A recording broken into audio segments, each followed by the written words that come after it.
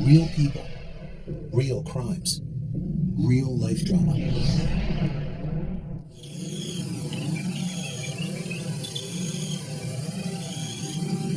It was a savage murder. That was probably one of the most brutal that I've seen.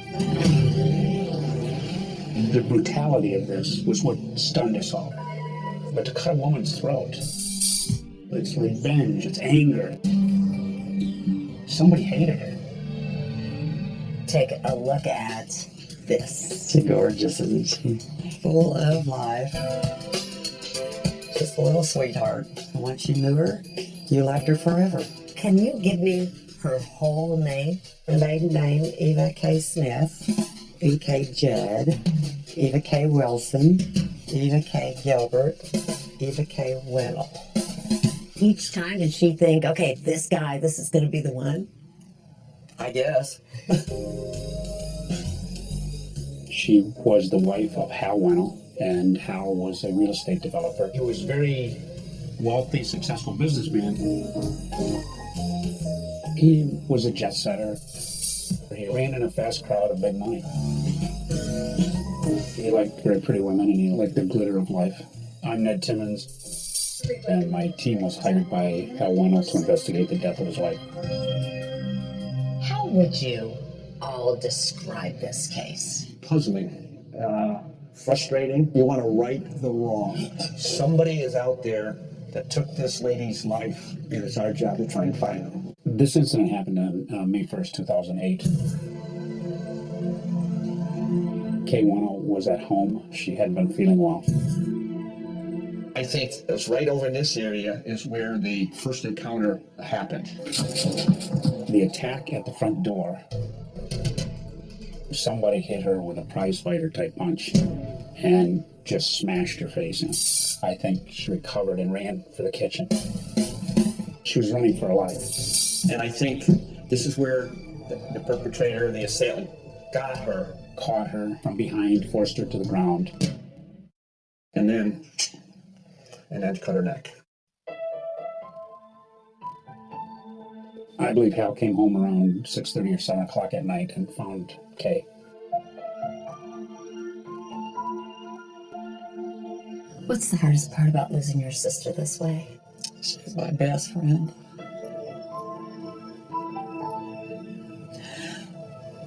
How could somebody do that to somebody like her? We have found people have three lives. They have a public life, a private life, and a secret life. Do you believe Kay Wenal had a secret life? I believe she did, yes. And that's where I believe the answer lies.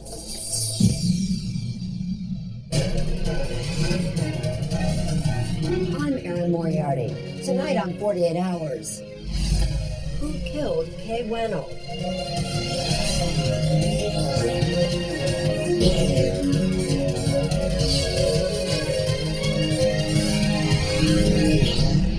"48 Hours" will be back in 90 seconds.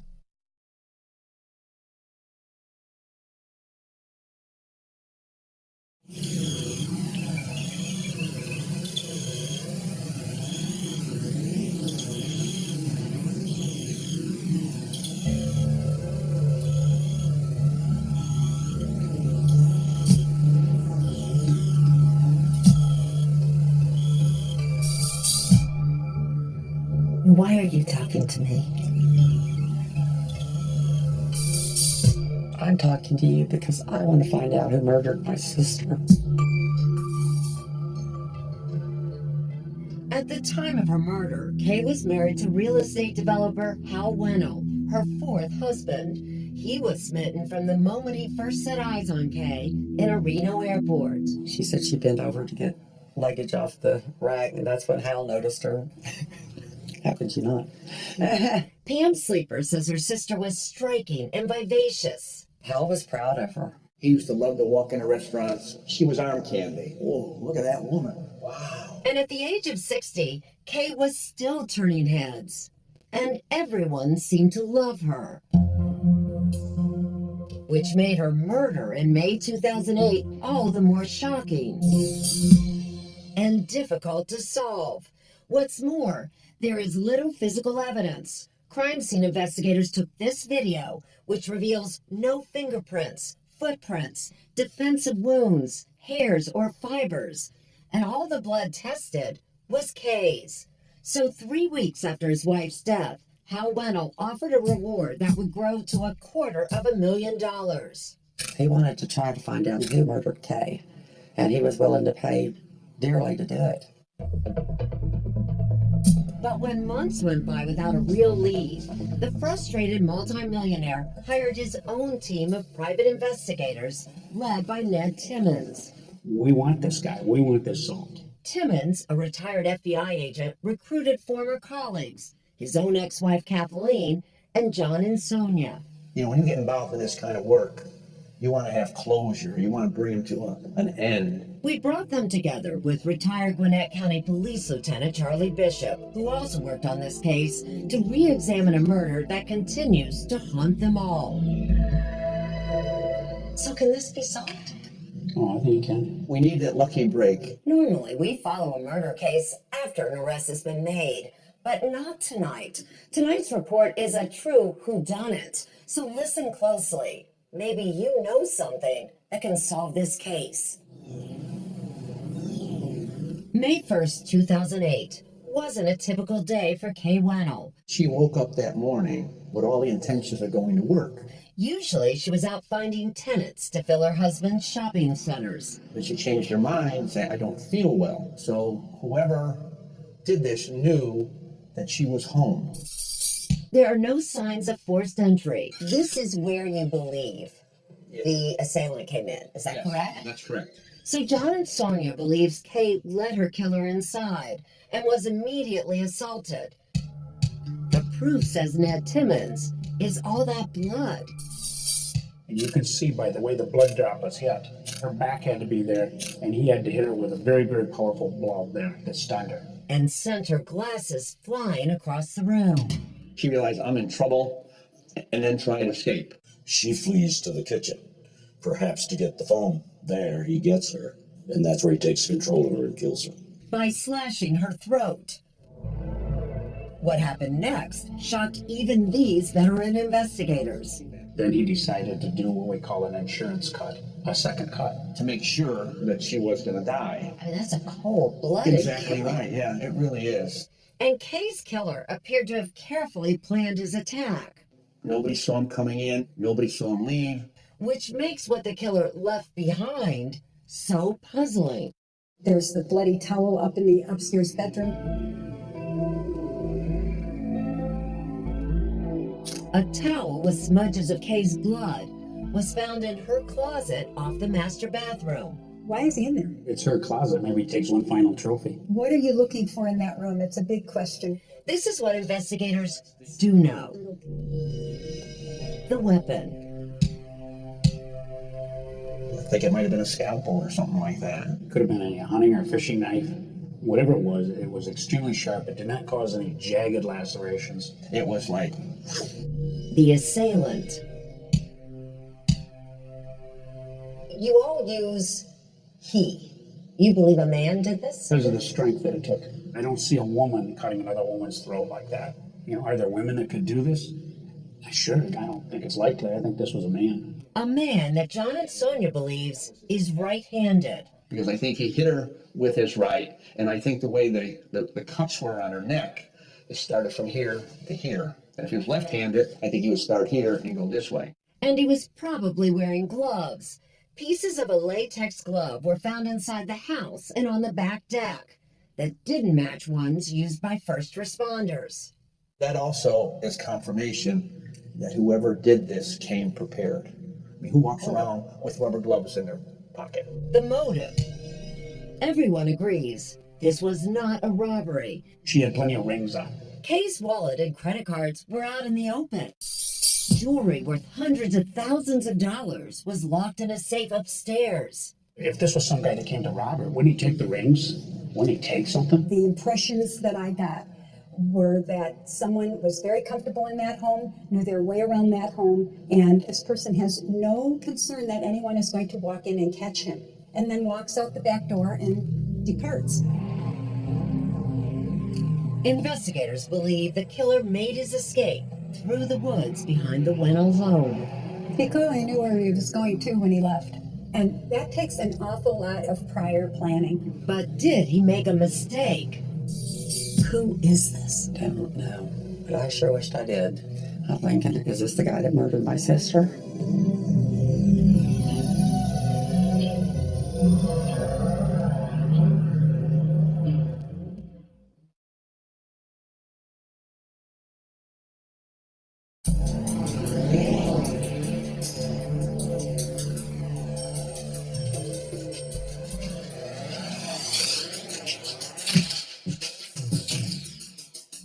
Six days after Kay Wenal was murdered, her family and friends gathered to say goodbye. It was packed. Lots of people. There was a lot of policemen there. Gwinnett County Police took this surveillance footage. They were searching the faces for suspects. Pam Sleeper was searching for answers. Did Kay have enemies? I didn't think she did, but apparently she did. Did she ever talk about having any fears? No. Anybody threatening her? No. You had to wonder about Hal, didn't you? No, it just never crossed my mind. Ever. But it certainly occurred to police to look at Kay's husband. Hal was a suspect from day one. Hal, however, appeared eager to cooperate, agreeing to this police interview in 2008 without his lawyer present. To the best of my knowledge, I will tell you everything I know. And as investigators discovered, Hal had an ironclad alibi. We knew Hal physically wasn't there. We have video of him leaving his office. We have video of him going to a fast food restaurant, all within the time we believe the murder took place. There was also no evidence Hal had hired anyone. What's more, he seemed grief-stricken by Kay's death. There are nights I wake up crying my heart out, middle of the night, like a child. It's horrible. It's really horrible, and especially if you don't know why. She was hit by a car. Hal wasn't a part of this, in my opinion. So you don't believe he was involved? No, but I think Hal was protecting the memory of Kay. The secret stuff. The secret stuff, and he didn't want to divulge that because it would reflect poorly on Kay. Secrets Kay didn't even share with her sister Pam. There was a whole lot apparently she didn't talk to me about. And you think somewhere in there is the clue to her killer? Mm-hmm. I sure do. Kay had a colorful past. As investigators discovered, she not only married a lot, she also had affairs. She needed to be loved, and she needed to feel that she could attract any man. She was obsessed with this. In fact, Ned Timmons theorizes she may have been seeing someone at the time of her death. Hal knew her secret life. Hal was involved in the secret life, in my opinion. Do you think he put up with her then having affairs just to keep her on his arm? Absolutely, yeah. In a murder investigation, nothing is private. So the Wenal house was searched, and according to John and Sonia, more possible evidence of Kay's secret life was uncovered. Material we found in the house, Right? which would not be normal. In what way? What do you mean? It was unusual, almost perverted. Kinky? Kinky, yes, kinky is a good word. Outfits detectives described as fetish wear. And when we talked to Hal about it, first he said, no, I don't know anything about that stuff. Oh, then the next time, oh yeah, we went to a masquerade party and she dressed like a French maid. But this Halloween costume is tame compared to what else was found in Kay's closet. The list in police reports is X-rated. These outfits were not something a French maid would wear. And if she's not wearing them for Hal, then who's she wearing them for? Kay was a beautiful woman. If you came out and I'd line up 30 guys I know, they'd all tell you the same thing. Any guy would fall in love with Kay in a minute. And cops do have one possible clue to his identity. A stranger seen in this neighborhood the very afternoon Kay was killed. This sketch was made with help from one of the Wenal's neighbors, who told police he actually saw the same man twice, on the day of the murder and the day before. And he had a flyer for a house that was for sale in the subdivision, and the neighbor said, oh, it's way on the other side. And he just turned around and he walked away out of sight. The first encounter stood out to the neighbor because the stranger didn't seem to have a car. Now, this is an area, you just don't walk around in a neighborhood. You have to drive. Nobody walks. Police later discovered that the house for sale flyer was only given to people who had been inside that house, and there had been no showings on the day the stranger first appeared. The following day, the same neighbor was looking out his bathroom window, And he sees the same guy walking toward Wenal's house, right about the time they believe that the homicide occurred. I mean, do you think this person could be the killer? I think it's a strong possibility. Obviously, we can't say for 100% until we identify that person he saw. And for more than 8 years, that's exactly what Gwinnett County Police have been trying to do. Sergeant John Richter took over the investigation in 2011. Lieutenant Stephen Shaw is his supervisor. It's a standard, white male with wire-rimmed glasses that's aging and starting to bald, and there are probably hundreds and hundreds of males walking around that look something like this. And we've, obviously explored Kay's inner circle and Hal's circle and all of their friends and acquaintances. They checked out everyone, from Kay's doctor to a restaurant manager, even a clerk at the local Hobby Lobby store who had a crush on Kay.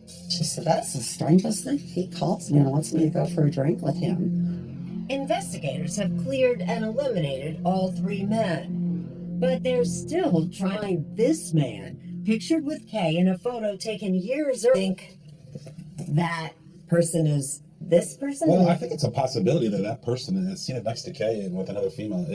That for sure can be him. You don't know whether he's a suspect or not. You just... I never could identify him. Nobody seemed to know who he was. As investigators were searching for the man in the sketch, Hal suggested they should also look at a man in Kay's past. No, I have something in the back of my mind. I don't even want to say it yet. That was years and years ago. Yeah. That the weirdest thing was, and I really don't even like saying it, is her ex-husband. Her third husband, Jeff Gilbert. She's still married to him when you two met? When we met, absolutely. Yes, she was. He was running Bally's Casino, where Kay was modeling, when Hal swept in and stole her away. He threatened her when she was trying to leave. I know that. But that's what she told me, so. You don't think that would make Jeff angry enough to want to kill her? No, you don't. Never.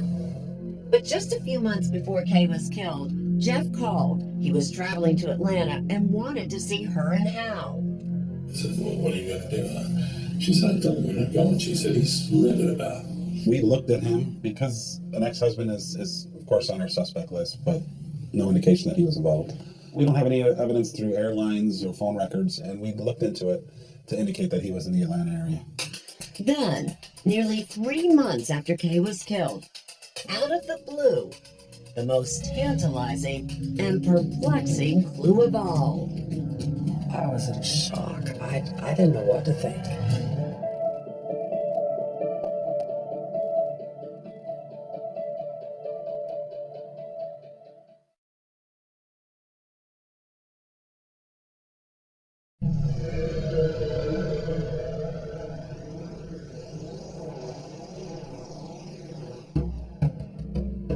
I stand on that bridge on the second floor. I look down at that front door.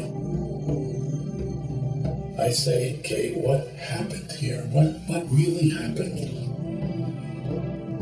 Whoever did this because one of 2 reasons. They're very angry with her, or they're very angry with you. I've been in this game for 40 years. Who the hell kills your wife? Not even the mafia does that. Despite what Hal Wenal believed, cold case investigators Lieutenant Stephen Shaw and Sergeant John Richter wonder if the killer could be connected in some way to Wenal's business. We have to look at every option and every possibility and figure out who did it. Back in 2008, Hal was a picture of wealth and success. He was the ultimate salesman. Contractor David Hughes built many of Hal's shopping centers. He was all the time looking for another deal. When he got one going, he was looking for another one. Like so many risk takers, Hal made and lost millions. At the time of Kay's death, what kind of shape was his business in? It's hard to tell. In the face, it looks like they had a lot of money. However, after digging into the case, it appears that it was maybe smoke and mirrors. We find out that maybe there was some fraud or some stuff that wasn't always on the up and ups. Hal Wenal made his fortune buying land, building shopping centers, and then selling the malls fully leased for a profit. But according to Marie Lundquist, Hal would sometimes cook the books. He wasn't the most honest person in the world. Marie began working for Hal in 2007 as his administrative assistant. We sold a shopping center in Lawrenceville, and the whole deal was bad. He was paying tenants rent, so when the new owners bought it, the books looked like they were paying rent every month, when in fact Hal was paying their rent. Some of them. Yeah, I can say to you without reservation, I can't even think of anybody. We have tenants occasionally who fall out, but they don't blame me. Yet we found 6 lawsuits filed against Hal and his various companies, some of them from people who did blame him, claiming fraud, but Hal brushed it off. If you don't make any money, you never get sued for anything. And then you make a buck, people come after you. Do you think there's any possibility that the Kay's death might have something to do with someone angry with Hal? Yeah, because apparently he owed a lot of people money, and he didn't make a lot of friends. Could be a revenge thing. Kay's sister Pam wonders if an investor was angry enough to hire a professional killer, which could explain the lack of evidence at the crime scene. There was a lot of blood there, and how this guy got away without a footprint, a hand mark on the wall, or anything, it's just amazing. But the idea of a professional hit doesn't make sense to the investigators who've examined the case over the years. I think if it was hired killer, it would have been a gun. with a gun. Yeah, No 22 physical or something contact. to the back of Just the head. Yeah. boom, boom. Bye. Out the door. See you later. That's it. I'm done. And what makes a hitman even more unlikely, they say, is what happened nearly 3 months after Kay was murdered. A peculiar letter arrived at the Gwinnett County offices of the Atlanta Journal-Constitution. The letter wasn't published back then, but it was given to the police. The police department wanted to meet with us. They showed us this letter. Cut out in little bitty, individual, different letters out of different magazines, all glued in to this page, and it was shocking. The envelope, postmarked July 21st, 2008, had been mailed from Augusta, Georgia, some 140 miles away from where Kay was murdered. Wow. It was bizarre, odd. The letter and envelope were taken apart and carefully examined by the crime lab, but no DNA or other useful forensics were found. Whoever did this did it with gloves on. I mean, they cut each individual letters out and then glued them. So it was very time consuming to do that. Do you know how hard that would be to stick these things on there with It's plastic gloves incredible. on? I mean, this is really a long. I mean, this used to go for the magazine. The letter is shocking, filled with expletives. I bet Kay Wenal never told anyone what she really was. It turns out she was just a money-grubbing whore. I loved her, and she said we could be together. She told me she hated her house and that fat, miserable, lying mother. Her effing husband. She said she loved me, but that was a lie too. I told her this would happen if she didn't keep Her damn promises to me. Family screwed everything up. those white trash ass. His money was more important than our love. We could have been so happy together, but they everything up. On its face, it sounds like the words of a jilted lover. If you look at the letter, Yeah. if we're going to go with the jilted lover theory, that this person, she finally told him, no, I'm staying with Hal. In other words, did the family talk her into staying with Hal that irritated the actual perpetrator? But Pam Sleeper says Kay never mentioned any plans to leave Hal. Although she admits parts of the letter have a ring of truth, especially about the house they were renting. I know that she didn't like her house. I mean, that was the first thing that stood out to me was, wow. I know she was kind of unhappy with Hal about that. So it was someone who knew her. Oh, yeah, apparently. Who would go to such trouble?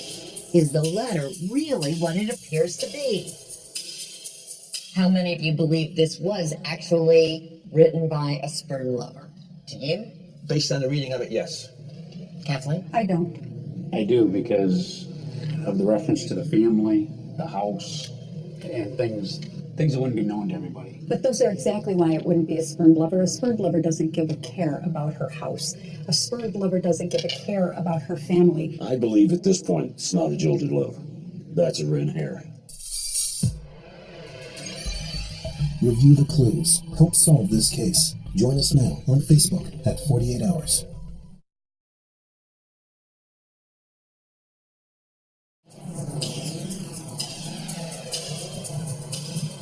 The investigation into Kay Wenal's death got new life when this letter arrived in July of 2008. It felt like something dreamed up by a Hollywood screenwriter. It's what the author thinks threat letters should look like. This is almost scripted. So you have to say, what's the purpose? Former FBI profiler Mary Ellen O'Toole agreed to examine the letter for us. She now heads the forensic science program at George Mason University. This is someone I think that's pretending to be the killer to create this boogeyman suspect and to push the police away from the actual motive in the case. The writer may not be a jilted lover at all. From working cases like this, if this was a spurned lover, then this would not be the first note. A spurned lover is going to have notes preceding this one where Kay is the most wonderful thing in the world. I love you. We're perfect together. Even if it's a delusional stalker, initially they love their victims. They're beautiful. They're going to spend their life together. It's only after a few letters that you see that transition to, you are now this horrible human being. I hate you. What's more, the investigation hasn't revealed any other men in Kay's life. Exactly what Hal told detectives back in 2008. As God is my judge, I don't think Kay was having an affair. She's going to be the best damn actress in the world. It turns out that while Kay was sexy and flirtatious, investigators may have been looking in the wrong direction. They didn't find any evidence of an affair at the time of her murder. And Kathleen Timmons says neither did the medical examiner. And this letter then implies that she's got yet a very active current lover. And yet when they did the autopsy examination, she had no indication that there had been recent sexual activity. There's no indication that she's involved with anybody, including her husband. Do you believe that the person who sent this letter is actually the person who went into the home and killed her? Not necessarily. O'Toole suspects the killer may have had help. I think it's possible that there are two people that could be involved. You could have somebody that wrote the letter and then someone that came into the home. Mary Ellen O'Toole says writers of cut and paste notes tend to have one thing in common. They are women. I can tell you that that's my experience. I've seen them written by teenage girls. I've seen them written by middle-aged women. But the behavior at the scene, just that kind of violence, certainly suggests to me a male offender. If the profiler is right, that means a man and a woman could be involved in Kay's death, with the woman creating the note to throw police off the trail. Someone may have been interviewed and they felt like they could have been considered a suspect, didn't want that, and produced this note. Isn't this a very risky thing? A terribly risky thing to do. O'Toole suggests taking another look at the people interviewed by police back in 2008. One of those people was this woman, a friend of Kay's and Hal's, Karen Scott. Karen worked for Hal, and she promoted herself as Hal's right-hand man. And Karen was an obvious suspect of ours because she was close with Hal and Kay. In any investigation, you're going to start with who's closest to them. So close that when Karen remarried, it was Kay who gave the wedding shower and was matron of honor. Marie Lundquist was there. Oh my gosh, it was a gorgeous wedding. Hal walked her down the aisle. And the day Kay was killed, investigators discovered Hal and a colleague had brought breakfast to Karen, who was home recovering from surgery. And later, when he discovered Kay's body, Karen was his first call. She was destroyed because she and Kay were like very, extremely close. That's Karen Scott on police surveillance tape at Kay's funeral. You know, things change. Back then, we thought she was a good source. She would email me, wanting to be kept up on what was going on. All seemingly innocent that may not be. Documents show Karen had ongoing financial problems, but Hal was a generous boss. The money was great. I don't think she could have made that kind of money elsewhere. And she was ambitious. We looked into Karen, we looked into every other person at work who was closest to Kay, Hal, what they would gain if Kay was out of the picture. According to this police report, Karen admitted to detectives that with Kay's death, she possibly gained the opportunity to operate the company. But she also denied that she would have had any motivation to bring harm to Kay over those facts. And she described herself as Kay's best friend. And when I heard that, I was like, really? I mean, that surprised me. Kay's sister and best friend, Pam Sleeper. I know a best friend, and their relationship was not like my best friend's. Some work colleagues also question how close they really were. Was Karen Scott close with Kay? Absolutely. When Kay was around, she wanted everybody to think she was Kay's friend. So it's more giving the appearance of that? That's my opinion. They were not best friends. Maybe to her face, but that's not what she was saying behind Kay's back. We reached out to Karen Scott, and she sent us this letter stating, "I lost my best friend to a brutal attack," but she declined our request for an interview. Karen has been questioned by investigators about Kay Wenal's death, and according to police reports, she adamantly denied any and all involvement. What's more, police say cell phone records back Karen's alibi that she was home around the time of the murder. And Richter says he's unable to connect her to the letter. We investigated that thoroughly, and quite frankly, we're still investigating it. But we can't find anything to suggest that Karen was responsible for the letter or that anybody in particular is responsible for that letter. With an unknown assailant still on the loose, Pam Sleeper says her determination to find her sister's killer comes with risk. I do walk around kind of scared sometimes. I wonder if he's going to be after me next because I don't give it up. You think because you keep her name alive and you keep this case alive, that somebody might come after you? Mm-hmm. Yeah.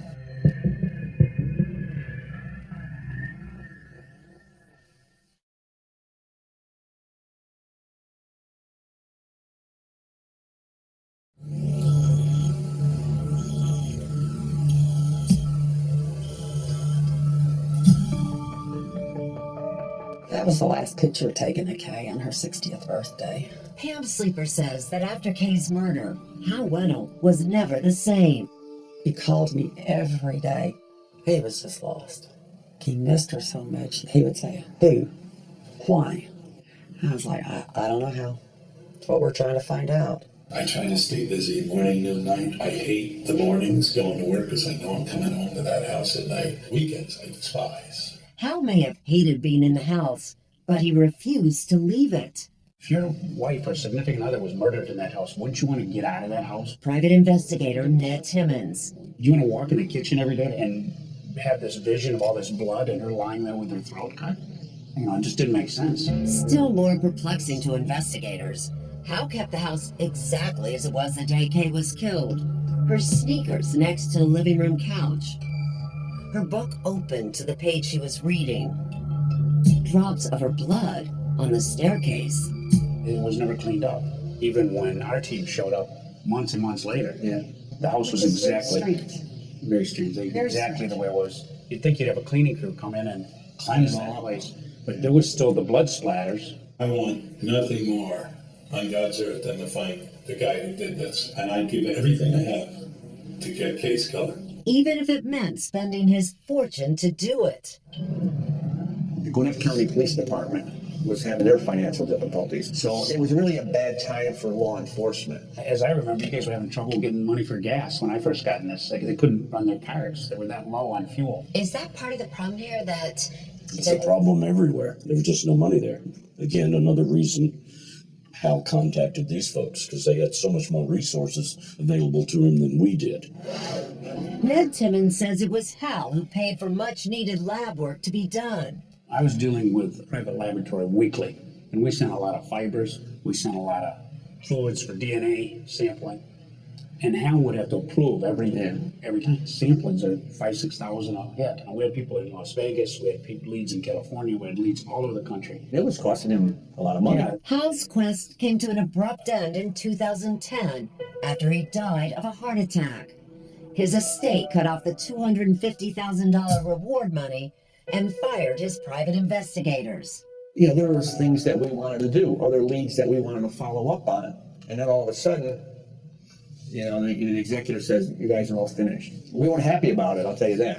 As FBI agents, we don't ever want to quit. And we never wanted to just stop, but we couldn't afford to finance it ourselves. The current cold case detectives seem to have made no headway, and their investigation appears stalled. This case on the face of it looks like it would be solvable. Why is it still open? From the amount of time put into it and the different investigators involved, I really don't have an answer for that. And that's the most frustrating part. And I think that's probably why we're here today, is that we'll get someone's attention and someone who knows something will call us. I know there's somebody out there that knows, and I think they just need to come forward and let us know, you know. It would just help so much. We'd be so grateful. As they've done so many times, Pam Sleeper, her mother, and their husbands made an emotional visit to Kay's grave. If it was me, Kay would not give up.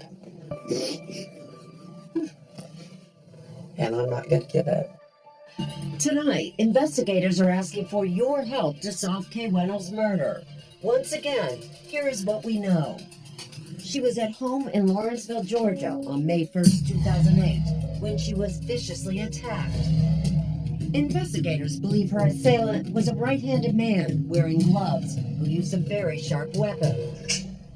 This unidentified man seen near the Wenal home the day of the murder may have been involved. And then there's the cut and paste letter sent nearly 3 months later. People who think they get away with murder sigh a big sigh of relief when years go by. But this program is going to make them very nervous.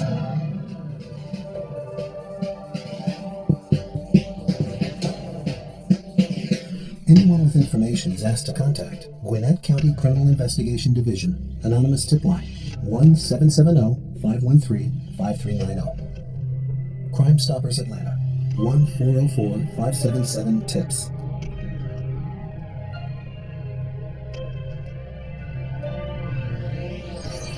Walk through the crime scene. Could you help solve this case? Join us at 48hours.com.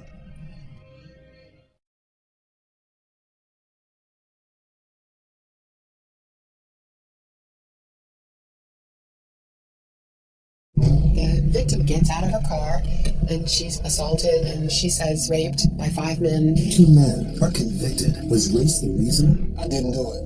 I wouldn't do it. I had suicide all over me. 2 families knew they were innocent. When the judge said 75 years and I attempted to take my life, I feel like I've lost the most important time of my life, where a son bonds with his father and becomes a man.